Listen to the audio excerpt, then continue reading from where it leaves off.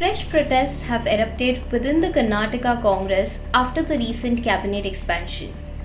On August 5th, supporters of Bagepalli MLA S.N. Subbareddy called a down to dusk bandh after he was denied a ministerial berth. The bandh disrupted normal life in Bagepalli, Chellur, and Gudibande in Chikkaballapura district.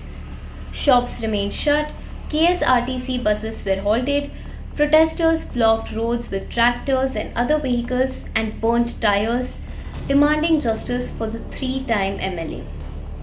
The protests turned tense in Gudibande after a supporter allegedly attempted self-immolation. Police stopped him and took him into custody. There were also arguments after protesters allegedly forced shops and tea stalls to shut. The protests come as discontent grows within the ruling Congress. More than 22 MLAs and their supporters have reportedly expressed unhappiness over being left out of the cabinet. Amid the unrest, Chief Minister D.K. Shivkumar and Congress General Secretary Randeep Surjewala met disgruntled legislators in a bid to calm tempers. The meetings came a day after Shivkumar warned that resignations from unhappy MLAs would be accepted within minutes. The damage control exercise showed some results.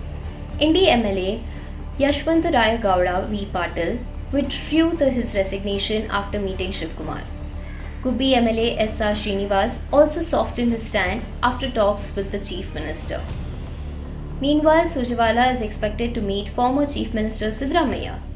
KPCC Chief B.K. Hari Prasad also met senior Congress leaders including H.K. Patil, Dinesh Gundu Rao and T.B. Jayachandra as the party stepped up efforts to contain the crisis.